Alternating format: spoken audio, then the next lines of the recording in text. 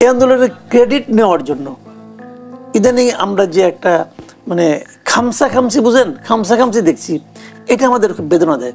সবচেয়ে যেটা বড় কাজ যেটা হয়েছে আমি বলবো সেটা হলো প্রধান উপদেষ্টা একটা ঘোষণা করেছেন, দেখলাম ওনার পাশে বিএনপি মহাসচিব আছেন, অন্য পলিটিক্যাল পার্টি আছে।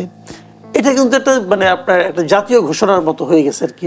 কামাল, আপনার কাছে আসি যে আসলে একই রকম প্রশ্ন, আসলে অভ্যুত্থান থেকে আপনি কিভাবে দেখেন এই যে অভ্যুত্থানটি মুক্তিযুদ্ধের পরে সবচেয়ে বেশি রক্তক্ষয়ী আন্দোলন বলা যায় এটাকে? ঠিক আছে, আপনি ঠিক বলেছেন, এটা মুক্তিযুদ্ধের পর সবচেয়ে মানে বেশি রক্তক্ষয়ী আন্দোলন এটাই ছিল। কারণ 90-এর যে গণঅভ্যুত্থানটা যেটা হয় আর কি, এরশাদ বিরোধী আন্দোলনটা, সেই আন্দোলনে তো আমি সরাসরি ছিলাম, তখন তো মাত্র আমার ছাত্রত্ব শেষ হয়েছে আর কি। সেটাও কিন্তু এরকম হয় না, এটা অনেক বেশি, এটার মধ্যে একদম মানুষের ইনভলভমেন্ট বেড়ে ছিল। ওটাকে বরং আমি নগর কেন্দ্রিক আন্দোলন বলবো, মানে এরশাদের বিরোধী আন্দোলনটা, এটা সারা দেশ ইনভলভ হয়ে গেছিল। এখানে যে জিনিসটা থেকে খুবই দুঃখজনক আমি বলবো আর কি, সেটা হলো এই আন্দোলনের ক্রেডিট নেওয়ার জন্য ইদানিং আমরা যে একটা মানে খামসি বুঝেন, খামসি দেখছি, এটা আমাদের খুব বেদনা দেয়।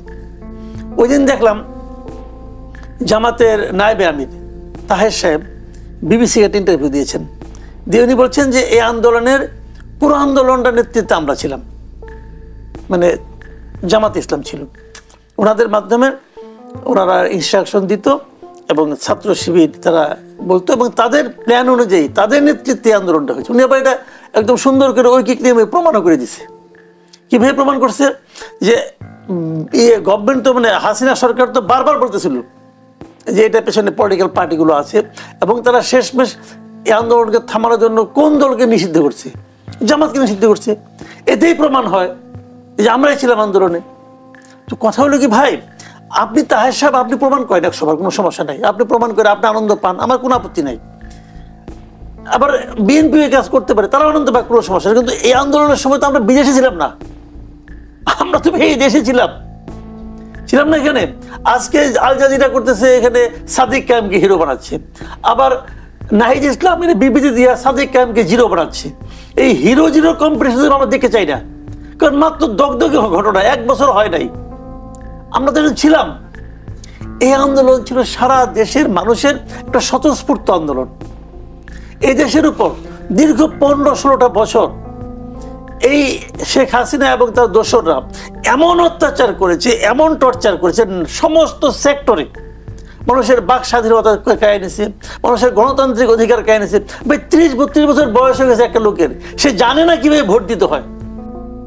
এটা পৃথিবীর কোথাও সম্ভব? এখানে হয়েছে এটা। উত্তর কোরিয়াতেও ভোট দিতে হয়, ভোট দিতে পারে, একটা থেকে প্রার্থী, কিন্তু ভোট দেওয়ার সুযোগটা তারা পায়। আমাদের এখানে 30-32 বছর বয়সের লোক অনেক পাইছি আমি, যারা বলছে জীবনে কোনদিন ভোট দিতে পারে নাই। এই কাজটা করছে, তো করার পরে এই মানুষগুলি তার উপরে কি হ্যাপি ছিল? হ্যাপি ছিল না। কিন্তু সমস্ত মানুষের পুঞ্জীভূত ক্ষোভ একটা ছোট্ট স্পার্ককে কেন্দ্র করে তারা প্রজ্বলিত হয়ে গেছে, সবাই মাঠে নামছে। এই আন্দোলনে কোনো নেতা ছিল না, এই আন্দোলনের নেতা খুঁজতে হয়। এই আন্দোলনের নেতা ছিল, একদিকে বললে নেগেটিভ ভাবে বলে শেখ হাসিনা, সেই ছিল নেতা, যে কি কি করতে হবে পাবলিক এসে উস্কাইছে। তার প্রত্যেকটা স্টেপ ছিল আন্দোলনের পক্ষে, সে প্রত্যেকটা ভুল স্টেপ নিছে প্রতিবার, এবং সেটা আন্দোলনকে আরো বেগবান করছে। আর প্রকৃত লিডার ছিল দেশের মানুষ, সবাই ঐক্যবদ্ধ ছিল, সবাই। এবং কাউকে কেউ কারো ইনস্ট্রাকশন শুনে করছে তা কিন্তু না। নাম কেন এই যে আপনার এই যে কি বলে আপনার নাহিদ ইসলাম, সার্জিস, হাসনাত, এরা মুচুলোকে দিয়ে আন্দোলন ই করছিল না, বন্ধ করছিল না, আন্দোলন তার প্রত্যাহার করেছিল, আন্দোলন শেষ। তখন তো দিছে ভাই, লেখাটা এখনো দেখি। তখন প্রাইভেট ইউনিভার্সিটি করছে না, আন্দোলন শেষ হয় নাই, আন্দোলন তো শেষ হয়ে গেছিল ভাই। প্রাইভেট ইউনিভার্সিটি আন্দোলনকে জায়গায় রাখছে, যাত্রাবাড়ি পোলাপার আন্দোলনের জায়গায় রাখছে। এখানে কি সবাই আইডি কার্ড নিয়ে এসেছিল যে আমি অমুক ইউনিভার্সিটির স্টুডেন্ট? পাবলিক আমি দেখছি। শোনেন, আমি অত দূর যাবো, আমি আমার নিজের ফ্যামিলির কথা বলি। আমার এখন কি এককভাবে ক্রেডিট নেওয়ার চেষ্টা দেখছি আমরা? এটা হচ্ছে, হ্যাঁ হচ্ছে, তো বললাম তো একটু আগে, একজনে বলে সাদিক কায়েম হিরো, নাহিদ ইসলাম বলে সাদিক কায়েম জিরো। আরে হিরো বানানোর প্রবণতা যেটা, ওটাও খারাপ, তাকে জিরো বানানোর প্রবণতা ওটাও খারাপ। ইতিহাসে যার যার অবস্থান, এখানে আপনি একজন লোককে আলাদা করতে পারবেন না, যে না থাকলে আন্দোলন হইতো না।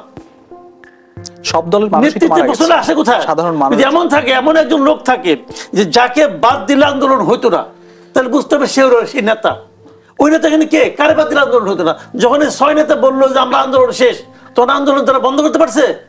পারে নাই তো, আন্দোলন তো হয়ে গেছে। কাজে এই জিনিসটাকে মানতে হবে, এটা ছিল সবার আন্দোলন। আচ্ছা ধরেন আপনার শেখ হাসিনা ক্ষমতা আসার পর এই যে 15টা বছর, এই 15 বছর বিএনপির লিডাররা কি করছে বলেন তো? কি করছে? ঘরের মধ্যে ঘুমাই আছিল? তারা কি করছে? তারা তো প্রথম দিন থেকে তারা শেখ হাসিনা শাসনের বিরোধিতা করতেছে না। এই যে শেখ হাসিনা শাসনের বিরোধিতা করা, তার বক্তব্য যদি একজন লোক শুনে যদি সে যদি উদ্দীপ্ত হয়, এটা কি আন্দোলনের অংশ না? একটা এটা কি আন্দোলন না? আন্দোলনে কি হয়? আপনি যখন পানিকে আগুন দিয়ে চাপ দেন, তাপ দেওয়ার সঙ্গে সঙ্গে সেটা ফুটে বাষ্প হয়ে যায়, তা হয় না। কিন্তু ওই পানির মধ্যে তাপ জমা হতে থাকে, হতে হতে হতে হতে চাপ যখন বাড়তে বাড়তে 100 ডিগ্রি সেলসিয়াস হয়ে যায়, তখন সেটা এই হয়ে যায়, বাষ্প হয়ে যায়। তো আপনি বাষ্পটা দেখে যদি বলেন যে ওইটুক সময় আন্দোলন হয়েছে, তা না রে ভাই, শুরুর থেকে এগুলো তাপ হচ্ছে, মানুষ উত্তপ্ত হচ্ছে, ক্ষুব্ধ হচ্ছে। এইভাবে বিচার করতে হবে। যারা নিজেরা ক্রেডিট নিতে চায় তাদেরকে আমি একটা কথা খেলে অনুরোধ করবো যে আপনি নেওয়ার কেউ না, জনগণ যদি আপনাকে দেয় তাহলে বুঝবেন আপনার ক্রেডিট আছে, আর যদি জনগণ না দেয় আপনি দাবি করে নিতে পারবেন না। আমি একটু জনাব মাসুদ কামাল আপনার কাছে আসি। এই যে যতগুলো মানুষ আসলে জুলাই অভ্যুত্থানে মারা গেল, এর সঠিক চিত্র বা তথ্য কি আমরা পেয়েছি? মানে পাইনি। কেন পেলাম না? সরকারের ব্যর্থতা, সিম্পল তো। এই কোশ্চেনের আর কোনো জবাব নাই। আপনি বলতে পারেন আমার ব্যর্থতা, হ্যাঁ আমার ব্যর্থতা হতে পারে, আমি হয়তো আমার সামনে 2 জন লোক মারা গেছে তার আমি তালিকাটা দিইনি, এটা আমার ব্যর্থতা হতে পারে। কিন্তু আলটিমেটলি সরকারের ব্যর্থতা। একটা সরকার, যে সরকারকে এদেশের প্রত্যেকটা মানুষ এই ব্যাপারে সহযোগিতা করেছে, প্রত্যেকটা রাজনৈতিক দল সহযোগিতা করেছে যারা ছিল এখানে। আওয়ামী লীগ তো বিতাড়িত কথা, আওয়ামী লীগ আলাপ বাদ দেন।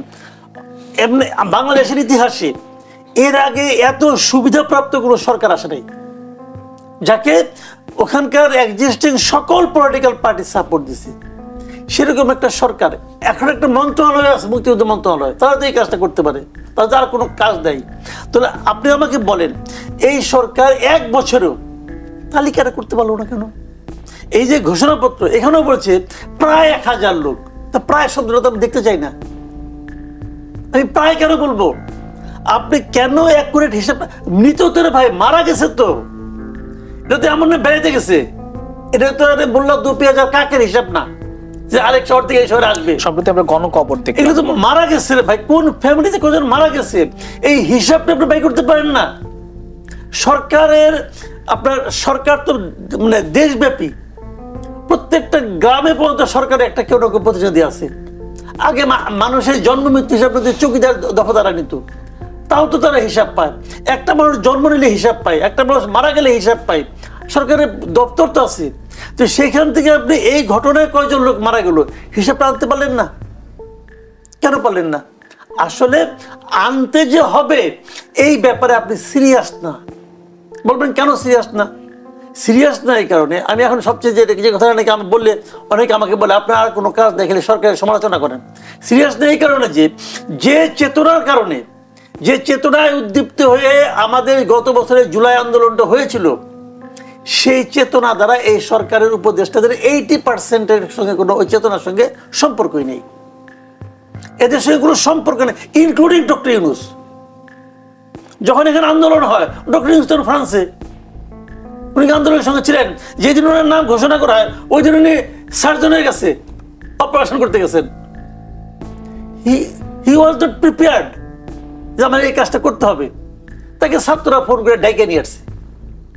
তো আপনি তো কোনো প্রিপারেশন ছিল না, এবং আপনি এরকম কিছু অপ্রস্তুত লোক চাই না আপনি বানাই গেছেন উপদেষ্টা। আলী ইমাম মজুমদার বলেন, আপনার বয়স্ক লোক একটা। নূরজাহান বেগম, উনি কি প্রিপেয়ার ছিলেন যে উনি দেশের স্বাস্থ্য মন্ত্রণালয় চালাবেন? প্রিপেয়ার ছিলেন না। স্বাস্থ্য মন্ত্রণালয় একটা বড় মন্ত্রণালয়, বাংলাদেশের সবচেয়ে সেন্সিটিভ মিনিস্ট্রিগুলোর মধ্যে একটা। ওনার বাবা ছিলেন এক সময়, আমি তখন সাংবাদিকতা করি। তো এটা একটা সেন্সিটিভ মিনিস্ট্রি কিন্তু। তো আপনি কি করছেন এগুলো? এখন আপনি যাকে বানাইছেন মুক্তিযুদ্ধ বিষয়ক মন্ত্রী উপদেষ্টা, আপনার এলাকার লোক বানাইছেন, উনি কি করছেন আল্লাহ জানে, কিন্তু উনি কি করছেন আমি জানি না। তবে কি করেন না এটা আমি বলতে পারি, উনি একটা তালিকা করতে পারেন নাই। জুলাই আন্দোলনের পরে, মানে এত রক্তক্ষয়ী আন্দোলনের পরে মানুষের প্রত্যাশিত একটি সরকার আসলো, মানে জনপ্রিয়, আপনি বললেন যে সেটি সবার জনসমর্থন পেয়েছে এই সরকার। সেক্ষেত্রে জুলাই আন্দোলনের যে হত্যাকাণ্ডগুলো হয়েছে সেগুলোর বিচার প্রক্রিয়া কি সেভাবে এগোতে পারছে? না, হত্যাকাণ্ডের বিচার প্রক্রিয়া না, এটা একটা লম্বা প্রক্রিয়া, এটা অনেক লম্বা একটা প্রক্রিয়া হবে। কারণ এটা তো মনে করেন আপনার ধরুন মব তো বিশাল একটা জনগোষ্ঠী তারা প্রতিরোধের জন্য দাঁড়ায় আছে। কেউ একজন গুলি করতেছে, গুলিটা করতে আসছে, অনেক সময় স্নাইপার দিয়ে অনেকে গুলি করছে শুনলাম। সেরকম গুলি হয়, যেমন মুগ্ধ মারা গেছে, অনেকে বলে এটা নাকি স্নাইপারের গুলিতে মারা গেছে। এখন যে গুলি করছে সে তো হয়তো মনে করেন প্রায় 0.5 কিলোমিটার দূরে বসে আছে। এখন ওই লোক যদি নিজে স্বীকার না করে যে আমি গুলি করছি, তাহলে আপনি কিভাবে পাবেন? তাহলে ওখানে যে বসাইছিল ওখানে হয়তো 5 জন লোক বসাইছিল, কার এখান থেকে গুলি গেছে কে জানে। এটা কিন্তু বলা বড় করে আমি একটা এক্সাম্পল দিয়ে বলি যে আমরা এই জন্য সবাইকে কিন্তু আমরা বলছি শেখ হাসিনার অর্ডারে হয়েছে, এ ঠিক আছে। শেখ হাসিনার অর্ডার যারা ক্যারি করছে তাদেরও কি কোনোই দায় নাই? আপনি আমাকে কথা বলেন, আপনি আমাকে বললেন যে ওই ঘরে যে আগুন দিয়ে আসো, আমি আগুন দিয়ে আসলাম, ঘর জ্বলে গেল। এখন আমাকে তো বললাম আমি তো কিছু জানি না, আমার উনি বলছে, তো আমি তো রোবট না, আমি তো মানুষ। আমার মধ্যে কি এই চিন্তাটুকু কাজ করে না আগুন দিলে কি হয়? কাজেই দায় কিন্তু আমাকেও নিতে হবে, দায় আমাকেও নিতে হবে। এখন ওই যে ওনার কথাটা বলি, ওনার যে ঘটনা উনি এতক্ষণ ধরে বললেন, ওখানে টর্চার করছে, যে করছে উনি তো বললেন সেও তো একজন মানুষ। তো উনি কে? এটাকে অনুসন্ধানের চেষ্টা করছে। গুম ঘর গুম করে রাখা হয়েছে, আয়না ঘর গুম করছে, এখানে হাসিনার অর্ডার করছে। হাসিনা তো 1 নম্বর কালপিট, আমি ওনাকে তো আমি আর ছাড় দিচ্ছি না। ওনার সঙ্গে তারেক সিদ্দিক সাহেব, ওনাকে আমি ছাড় দিচ্ছি না। ধরেন আপনি বলতো যারা এটা এক্সিকিউট করলো তারা কি দুধে দেওয়া তুলসী পাতা? তো ওই সময় যে দিন ওনাকে ধরে গেল, ওই দিন ওখানে কে ছিল ইনচার্জ, এটা কি আর্মি বলবে না? আর্মি তো বলা উচিত। আমি সে জায়গায় বললাম যে বিচারের প্রক্রিয়াটা এগুচ্ছে কিনা, এগুলো এগোচ্ছে না, এগুলো কেউ মাথা ঘামাচ্ছে না। ঘামাচ্ছে বলে আমি জানি না, ঘামাইতে পারে, যাই না, হয়তো তলে তলে হচ্ছে, আমি বলতে পারবো না, আমি এখনো শুনি নাই। আমার জানা মতে এগুলো না মাথা ঘামানো হচ্ছে। এবং এটা যেমন ধরেন তারেক রহমান সাহেবকে ওনাকে তো মেরে শুনছি একদম, মানে মেরুদণ্ড ওটাকে ভেঙে দিয়েছিল। এটা তো কারো না কারো আঘাতে ভাঙছে। ওই আঘাতটা কে করছে? ওই আঘাতটা কে করছে তারা আপনি খুঁজে বের করতে পারবেন না। তাকে কি বলা হয়েছিল ভেঙে দাও? জি। তো এখন এই যে যদি বলা হয়েও থাকে আপনি ভাঙবেন কেন? আপনি অন্য কোনো এক্সকিউজ দিতে পারতেন। তো এইগুলি ভাই ঠিক না, এইগুলি বিচার হওয়া উচিত প্রত্যেক